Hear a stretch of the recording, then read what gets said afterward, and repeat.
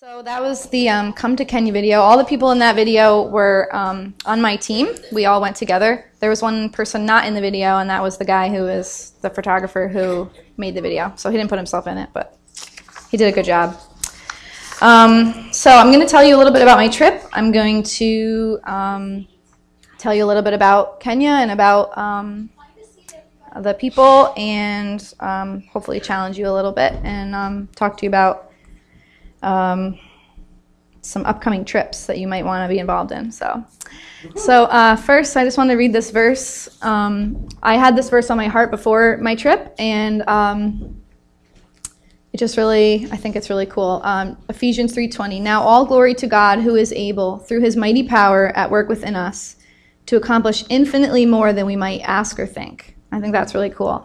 And that verse really was sticking with me. And the thing that I think about this the most was I got a lot of people to pray for me before I left. A lot of the people here were praying for me and giving me words. And I just feel like this was really on my heart. God is able to do infinitely more than I could even ask or think. So I felt like I'm going there and I'm going to bless these kids and I'm going to bless them. And some of the prophetic words that I got were, I think one of them was from Keith. That really stuck out to me was like he saw me like walking around and like stuff was falling off of me, and he said he kind of saw it like seeds were being planted. Like the more ground I cover, the more seeds I plant. And someone else had a word that I was walking around and stuff was falling off of me, and it was like freedom for me. I think that was Heather, right, Heather? So I kind of titled this. You can go to the next slide. Kenya, the place joy is found, because it looked so much cooler on my Mac. Fonts are all messed up here. There's a cool background and everything. The place joy is found because it's kind of like what Barbara was saying today. Like we try and we kind of like strive in our own strength to like do something that we know is right, but sometimes like God just comes in and like really quickly just gives you a word, gives you his heart, or just takes something. And it's not like I feel like I'm a completely different person, but at the same time, I feel like some of the struggle that I've had my whole life is gone, and I have joy. And it's kind of hard not to have joy when you go to Kenya and when you see how hard it is there. But it was more than just like a change, like, okay, I really need to be more thankful. It was just really supernatural. And so I feel like with that verse, God, he did more than I could have asked or thought of. You know, he really blessed me in that way. So I just want to talk to you about Hope for Kenya. This is a very small, you can go to the next slide, a very small organization. It's nonprofit. All the money they get goes directly to Hope for Kenya, to the school in Kenya that we work with. So the mission is saving lives through clean water. So they build wells, breaking the cycle of poverty through education and training. It's a nonprofit organization. They partner with the school that we work with. Is called the Joy School. It's in Ndiwa, Kenya. Ndiwa, I think that's a cool name. The work is to find sponsorships for needy children, expand the school's infrastructure, increase student achievement, and provide for the students' basic needs and clothing and that. And 100% of all the donations go directly to the school, to the care of the students.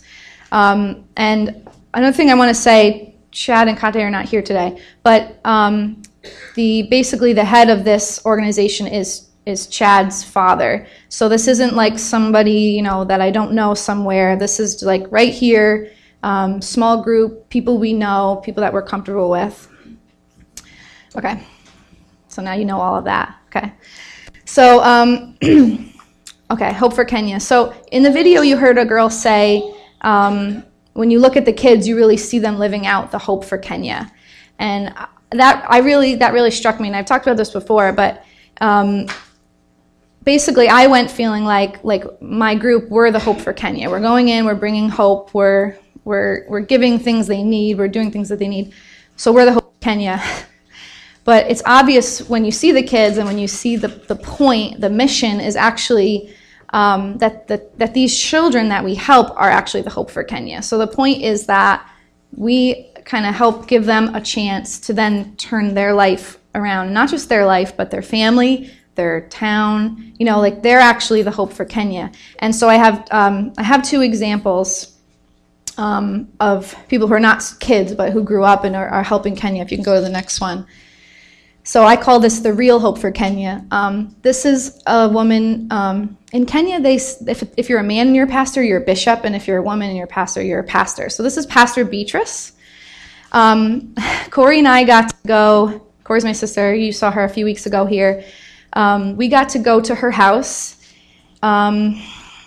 We had to ride on a motorcycle, which I've never done before, and it was real.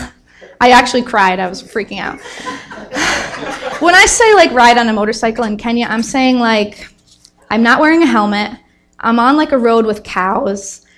It's not the safest feeling. I'm not like holding on to like my husband with a helmet and like I know he's gonna keep me safe. I'm with a guy I don't know. I'm holding on. There's three of us. It was a guy that was hired, Corey and me. Okay, so I'm like, and in Kenya you wear skirts. You have to wear skirts. So this is my Kenya skirt that they made for me. And motorcycles are hot. There's like hot things. Okay, so like I'm in a skirt. And like my legs, I'm not even on a seat, and I'm holding on to Corey. Okay, I was freaking out. I cried. But eventually, we made it to this wonderful woman named Beatrice. We made it to her house. Okay, so her house, it's kind of like there's farms everywhere. Everybody has some kind of a farm on their property. Her house, we went in. You know, it was very lovely. But I'm looking at the walls, and I'm like, what is this made out of? And I'm looking at it, and there's like cracks, and it's brown. I'm like, oh, this is mud. This house was made of mud. I don't know why it took me a little while to realize it. And the roof is like straw, like thatched kind of roof. And the whole time we're talking to her, she like made us this beautiful like three or four or five, I don't know, course meal to eat with her. And it was really, really nice. The whole time I'm talking to her, she is just explaining what she does. And she has her little farm and she does all the work herself and she sells the food and then she helps the poor. And my heart like kind of was like, it's so hard to like hear that because we don't have enough money to help the poor. And I have like a nice house and like 2 cars, well, and a motorcycle, so 3 cars, and that I don't ride. And, you know, lots of televisions and she has a mud house and a little farm that she grows peanuts and some corn. And her goal in life is to care for the poor. And so that, to me, that's the hope for Kenya. Like, this woman, her whole life is caring for the poor. Could you, isn't that kind of ironic? Like, I would consider her extremely poor compared to anyone that I know here. Okay, so the next one, Pastor Eunice, she's in the middle here, really beautiful woman. What she does is she has a little group of women. It started just her. And now she has, I think she said 27 women who do little odd jobs. Maybe they raise chickens or they do little different odd jobs to pool their money together to buy feminine products for middle schoolers, for girls that are, you know. And they do this because in Kenya, girls aren't quite as important. So what'll happen is, you know, a family, maybe they either can't afford the type of care that girls need, or they just don't care. So they just don't offer them anything. So girls will have to skip school, you know, every month, or they'll have to find like a boyfriend who will help them out. And a lot of times what happens is they'll get sick from that, or they'll get pregnant. And we're talking about like 11, 12, 13-year-old and up girls. So this woman now has 27 other women that help her to help girls so they can stay in school, so they can, instead of getting into that cycle of poverty, they can help get them out. I mean, come on, that's huge. That makes me feel like I do nothing. Okay, so our trip was really special because this was the first trip that Hope for Kenya took that wasn't specifically about building something. So we actually went with a team to focus on the students and the teachers to build relationships. And I know they've always been thankful for all the trips that our teams have made, but at the end of this trip, everyone was crying. So it was definitely like something big had happened. It was really important. It was really good that we did that. the connections that we made were really deep and strong. And so I'm watching the video and I'm like, oh, I miss that kid, and I'm sad, I miss them a lot. The first day that we arrived, it felt like a family reunion. You can go to the next slide now, Nate. Thank you, Nate, for doing this work for me. So this picture over here is actually, I don't know how to not be in the way. I feel really awkward. This the picture over here with all their hands up, this is actually the first day we came. So it was so unbelievable and overwhelming. We walk in, we didn't actually have a lot of time because we had just gotten there later in the evening. It was the first time we had gotten there.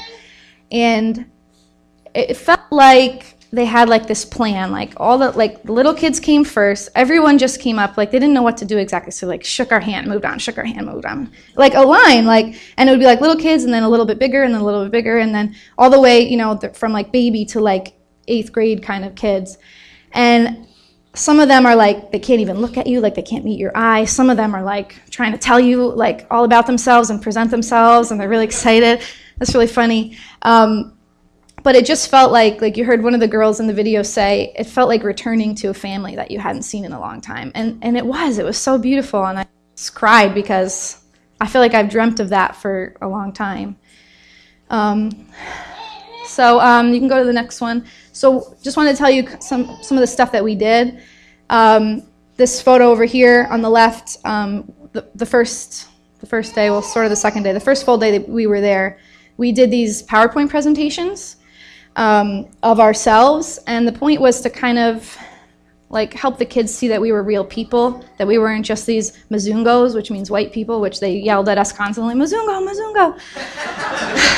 That's me, yeah, hi.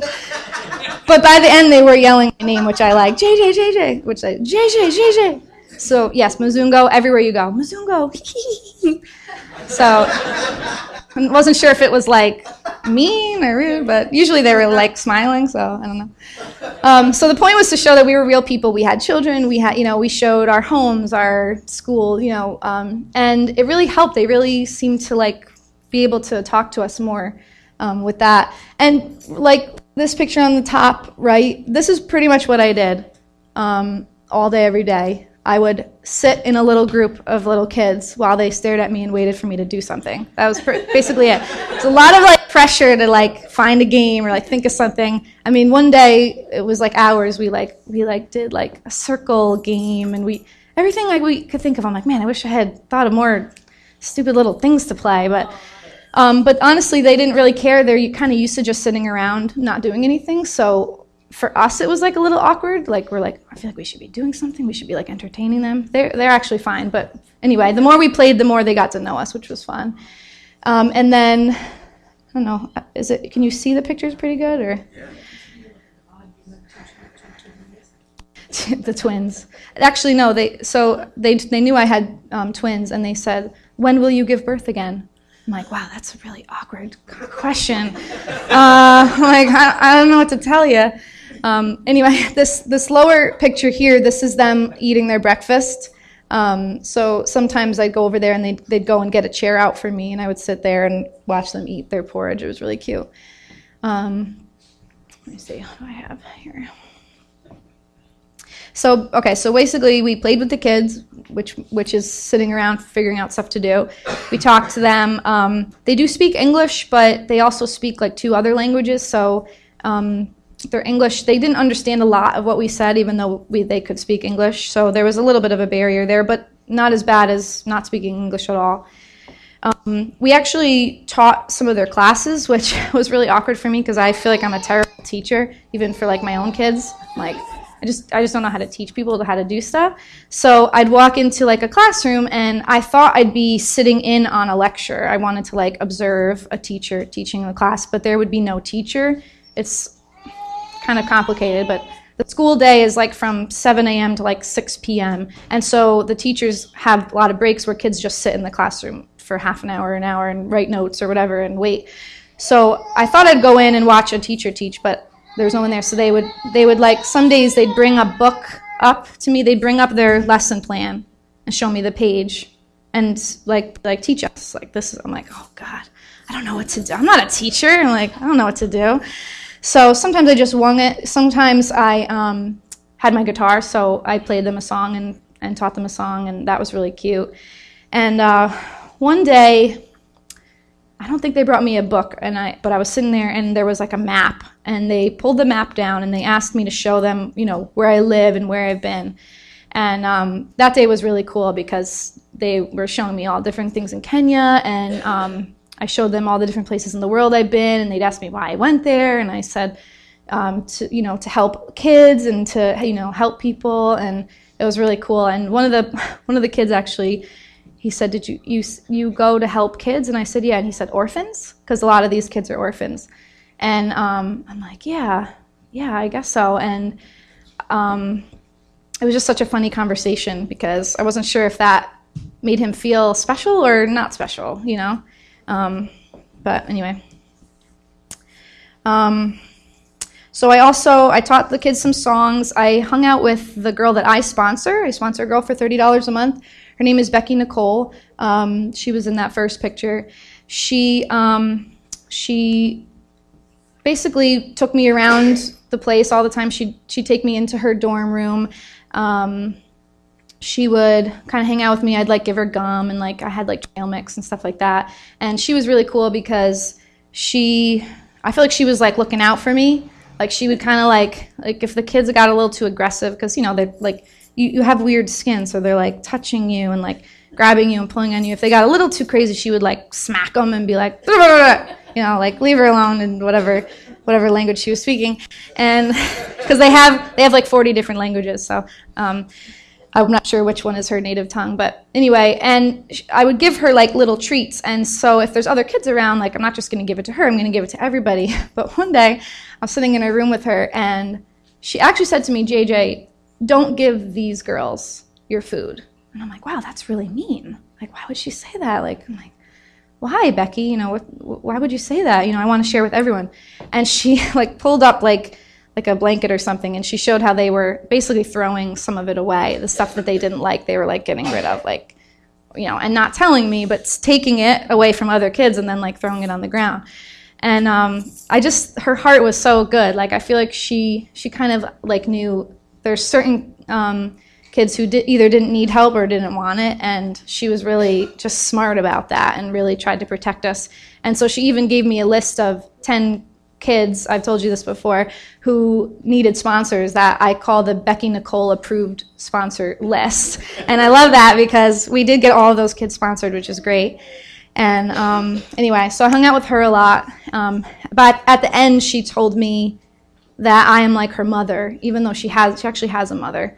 But she lives at the school, so she sees her mom probably a few times a year. And she told me that I'm like, I pay for her to go to school, and it was so sweet. I wish she could be here with me, but she's really special. She's going to be really special in Kenya. So another thing we did, you can go to the next one. I think, oh, okay, here. We gave out some uniforms and some clothes. The pink outfits are actually the weekend clothing. If the kids that live there on the weekends, they have to wear specific clothes. If they go out, people need to know where they belong. So this is us giving out some clothes. The girl over here in the corner is Becky Nicole. It's the girl that I sponsor. And that's Corey up there giving out some clothes too. You can go to the next one. We gave out toothpaste, some books. We try to bring a lot of stuff when we go. So the funny thing was, we're giving out clothes, and these kids have one outfit that the school provided for them, and that's it. That's all they have. So we're giving out clothes, and I'm thinking they're going to be happy and excited, but we couldn't get them to smile. In some of those pictures, they have half smiles. We're please smile for the picture. We need to show the people in America that you're really happy that you got your new clothes. Very it's hard for them, because if you think about it, these are kids who are in front of all their friends who maybe have more than they do, because some of the kids at the school aren't orphans. Some of the kids go home and have stuff at home, and they're normal kids in middle school who don't necessarily want to be called out as the poorest kid there, so they're not exactly excited to be in front of everybody getting their picture taken while they're handed their second outfit. But then directly after that, after we were done, they all rushed to the kids that lived there, they all rushed to their rooms, put on their new outfits, and instantly went to wash their other outfit, because that's it, that's all they have. And that, I was like, to me, like, I didn't see them really excited and smiling and thankful when we did it, but obviously they were, because they were so excited to get that new outfit and they could finally wash their old one. I mean, that was like, so this is them washing their clothes and doing their laundry here in these buckets. And I just love that picture. I think it's so beautiful. Okay, next. This is the actual school property right here. There's like a big field. It's all fenced in, completely around. The low building there, the one-story building there is the girls' dorms, and then the double-story are all the classrooms, and then the boys' dorms are over here, just so you can kind of get an idea of what it looks like. And then they have this field to play football, which is soccer. And we brought a volleyball net and stuff that we could play with them there. All right, you can go to the next one.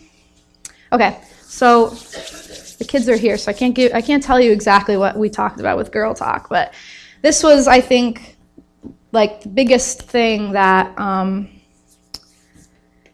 me, I think that we did was we had a special Girl Talk for the girls who were like in 6th grade, 6th through 8th grade, 6 and up, and it was me, Corey, and Jenny Bevan. Well, that's not our name anymore, but Jenny, Jason, Chad's sister. And so we did this thing called Girl Talk where we, basically said, you can talk about anything you want. It's totally safe.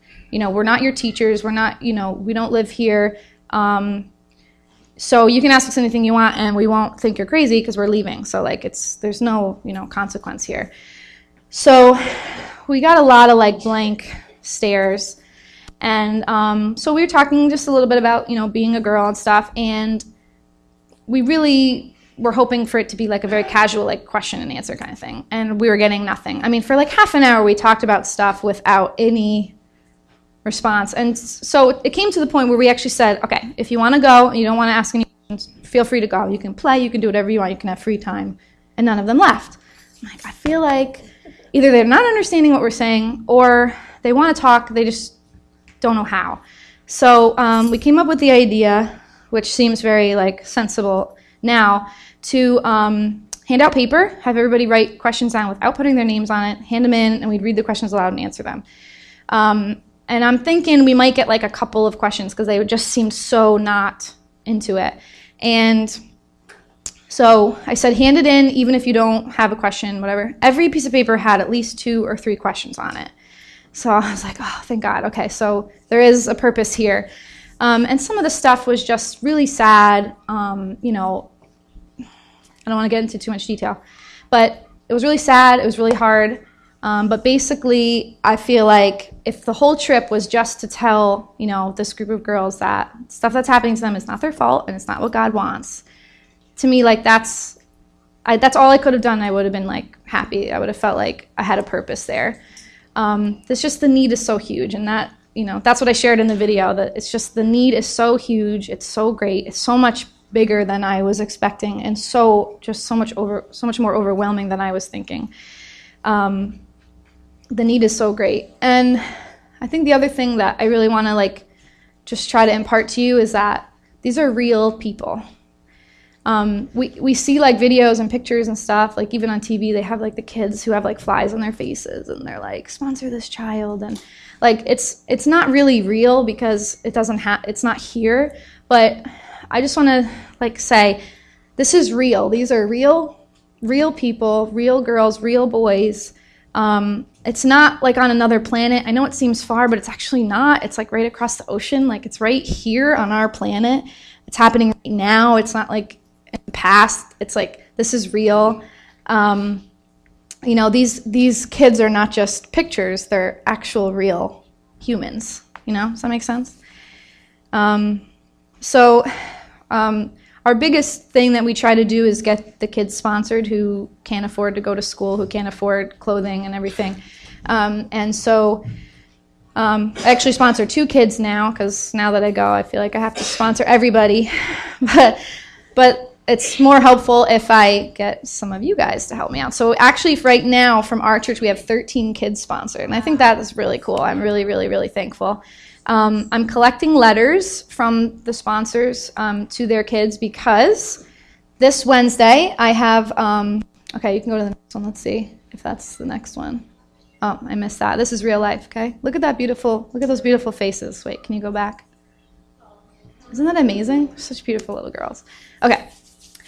So this is Becky Nicole. This is the girl I sponsor. Again, 100% of your donation goes to the care of your child, not to somebody's income, which is not a bad thing, but I'm just saying that's pretty cool.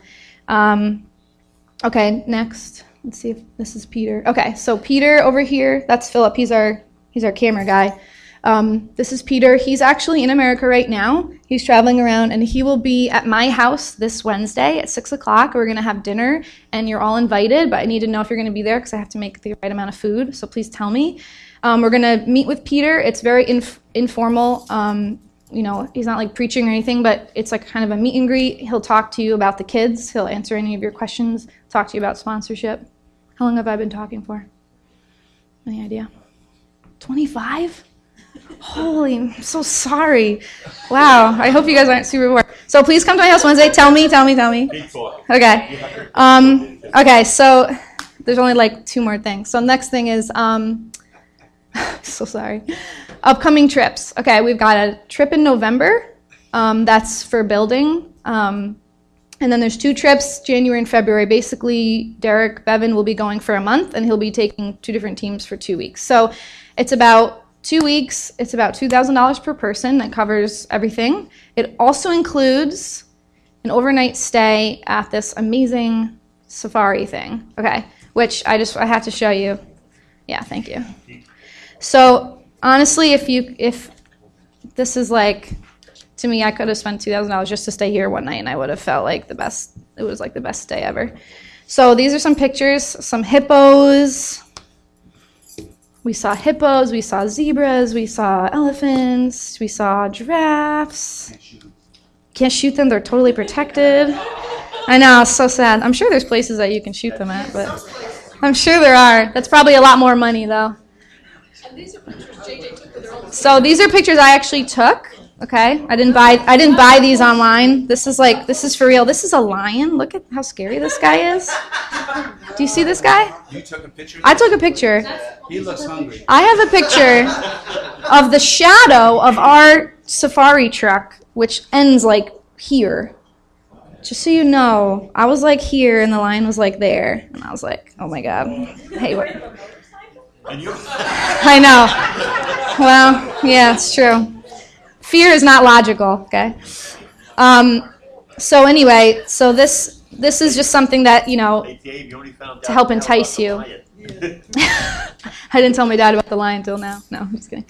I'm actually selling these pictures to raise money for Hope for Kenya. So if you feel like you don't want to sponsor a kid, but maybe you wanted to give something, I'm selling them for $50, and I cover the cost of the frame and stuff, but other than that, it all goes to Hope for Kenya. So it's a pretty good donation.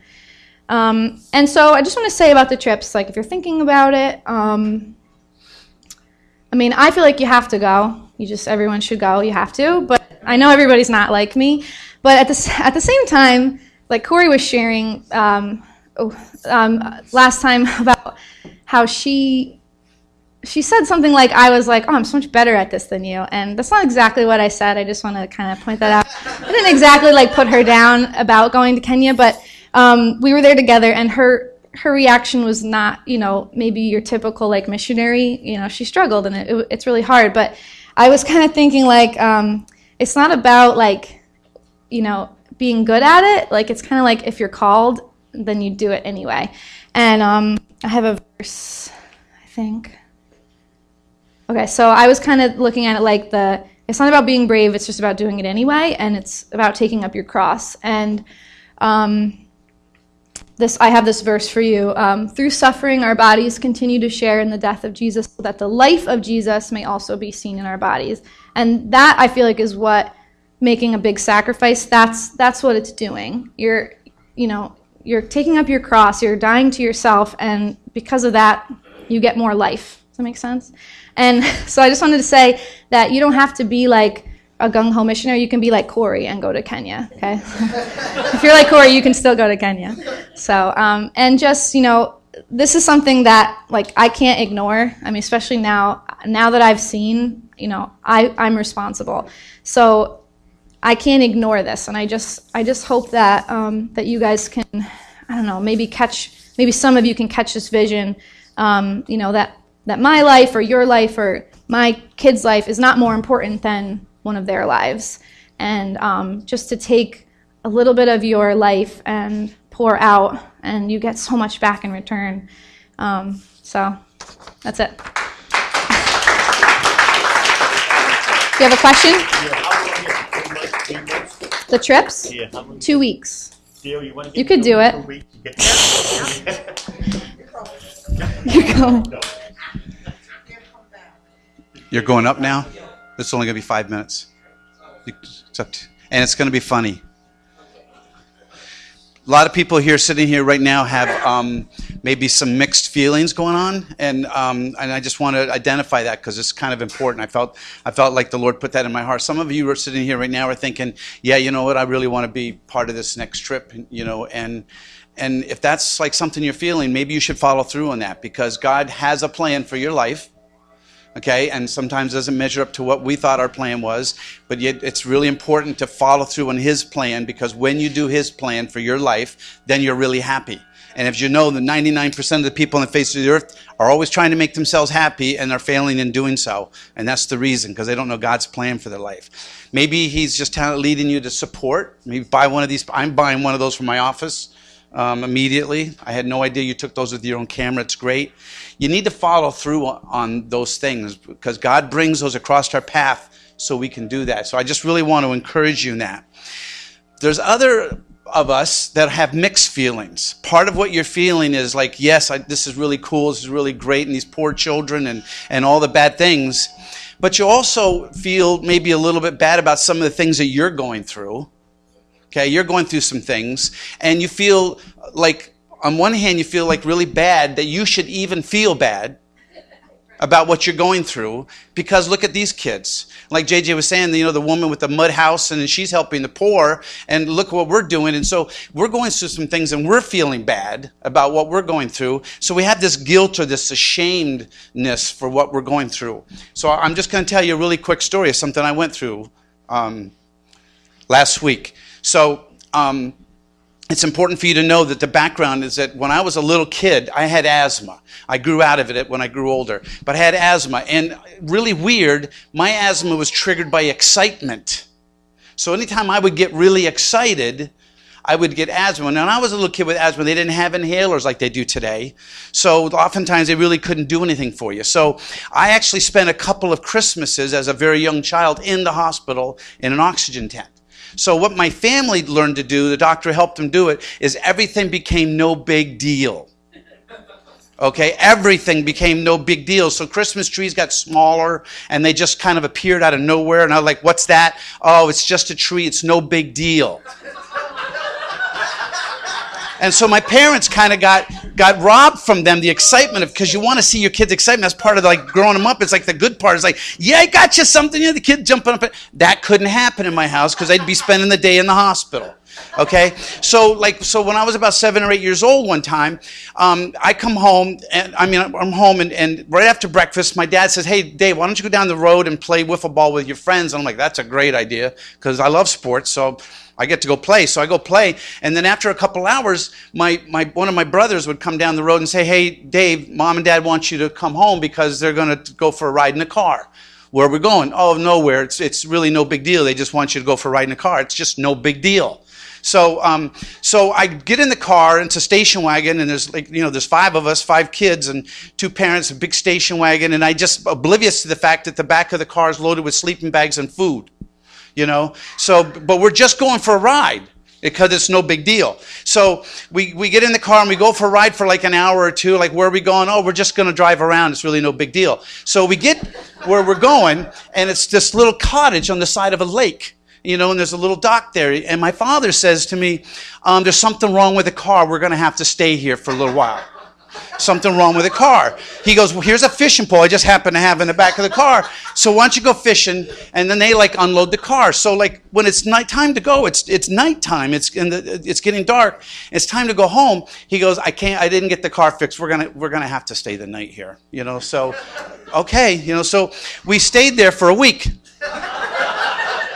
So most parents would come home and say, you know what I did? I rented a cabin. We're going to be vacationing and we're going to have a blast. But for me, it was like just get in the car. We're going for a ride. It's no big deal. The car broke down. We have to stay here. Okay? So this is true story. I'm not making this up. So anyway, so one day I come home. Now I'm 10 years old. I come home and my father bought one of these little trailers that you put a boat on. Okay, and he had it hooked up to my mother's car. And he took the rollers off of it that you'd put the boat on, and he built this box on the back of this trailer. And he put this box, and my mother is loading up stuff into the box, like her stuff, And I'm like, what are you doing? And it's like, my dad was like, your mom's just going to get rid of some stuff. Why don't you go play wiffle ball with your friends, So that sounds like a great idea. So I go play ball. A couple of hours later, I come home. And because one of my brothers came to get me again, and he said, why don't you come home for a minute? So I go home, and my mother's in the driveway, and my father, everybody's in the driveway, and this box is filled up with her stuff. And I'm like, well, so what's going on? My father's like, well, it's really no big deal. Your mom's just going to take some of this stuff and take it somewhere, to get it out of here. She's going to take the stuff somewhere. Where's she going to take it? Oh, I don't know. She's just going to take it somewhere, and she's going to drive it away and take it somewhere, and she'll be back soon. I said, okay, so it's no big deal. So she gives me a hug. Okay.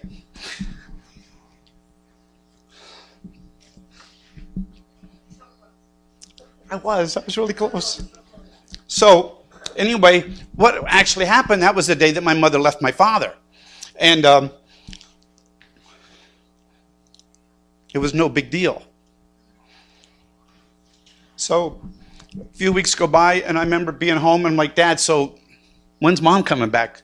Oh, she'll be back soon. It's really no big deal. She'll be back soon. It's nothing really to worry about. And then when she came back like a year later, as a 10-year-old kid, excuse me, you haven't seen your mother. You have no idea why you haven't seen her, except she just took her stuff somewhere. And so I grabbed a hold of her. I wouldn't let her go. So next thing you know, I'm going with her because she's going on this trip again. And it's 1,400 miles away in Orlando, Florida, from northern Vermont, where we lived. So now I'm with her, and I don't see my father for 4 years, but nothing is a big deal. Okay? So I didn't even realize, but when I was in my heart of hearts, what actually happened is that what I learned was that dramatic and terrible things can happen to you when nobody tells you about it. Okay? When people get quiet around me, I get really nervous. I like to know everything that's going on. So now I'm going to tell you what happened to me last week. You will love this. So Linda, she's going to go play poker with her friends. Yes, I said poker.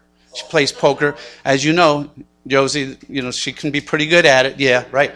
It's a $3 night. She goes play with her friends, and it's a week ago Tuesday, and it's one of the first good days we had. And I went out in the backyard, and I started cutting some brush down in the backyard, and having a good time. And she's going to go play poker, and she's going to leave, and we're not going to have dinner together. And it got to be around 5:30. And I suddenly realized what time it was, and she never said goodbye to me. At least I didn't know. I didn't hear her say goodbye or anything. So I was like, well, let me see what's going on. So I go walking in the house, and and I was like to look for her, and I'm like, oh, she's gone. That's really weird. She never said goodbye. That's really weird. Why wouldn't she say goodbye to me, So she didn't say goodbye. Heather's got this really bad look on her face, like, why wouldn't she say goodbye? I have no idea. You'll have to ask her. So anyway, so she didn't say goodbye. And so what she normally would do is she would leave a note on the table or the counter saying, there's a hamburger in the refrigerator with some beans, warm it up, have a blast. I'll see you later. I love you. Right? So I see a note on the table. I go over to the note and I pick it up. And the note doesn't say dear anybody. It just starts. It says, I don't know why there's so much pain in this life.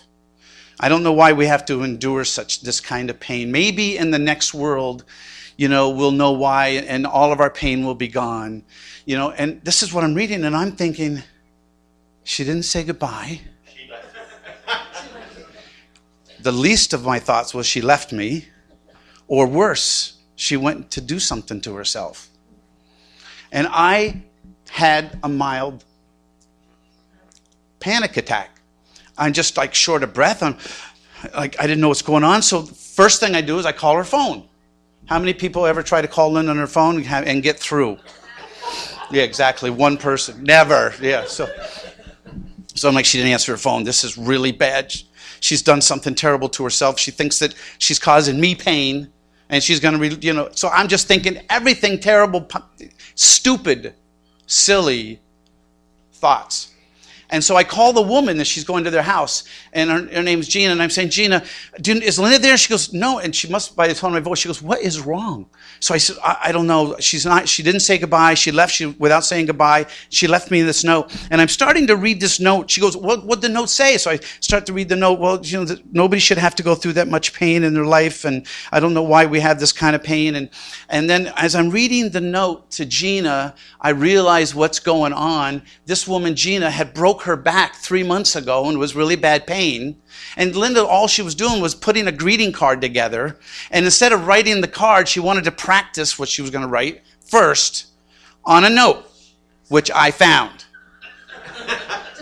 And it didn't say Dear Gina on it. And so when I'm looking at it, I'm like, I'm reading this to Gina. I went, oh my God. Gina goes, what's the matter? I went, she was practicing writing a note to you. And I felt like such a jerk. Having a panic attack. I'm a grown, mature man. Well, I think I'm mature. 62 years old. And I said, I'm acting like a stupid little jerk. And I felt so terrible. And as soon as she got there, Linda called me. And I said, I'm really glad to know you're okay, because when you come home, I'm going to kill you. I did say that to you, didn't I? Yes. So, and it's so funny, isn't it? And it's so... But here's the whole point that I'm trying to make to you right now. Is that we sit here and we see Kenya, and we should respond to that if that's what God wants. But at the same time, we're going through things. And here's what I felt like the Lord took me back into my childhood to tell me why I felt the way that I felt, so that he could heal me, so that he could touch me, so that he could heal me. See, so maybe what you're going through is not like a kid in Kenya, and maybe you don't have to worry about being eaten by a lion at night. But what you're going through still can be painful, and God still cares. God didn't say to me, yeah, you were a jerk. You shouldn't be worried about stuff like that. What he did was take me back into my life and show me why I felt the way that I felt, and that he wanted to heal me. And I'm saying all of that to tell you that if you're here today, you want to respond to Kenya, you should do that. At the same time, if there's things that you're going through, God cares just as much as he cares for the kids in Kenya. He cares about you and some of the hurts and the things that you're going through. And he wants to touch you and heal you. Whether that would be somebody that did you wrong and you're trying to forgive. Whether it would be something your child. God wants to touch you and heal you, because when he does that, you become somebody that can take the comfort. The Bible says the comfort that you receive from God.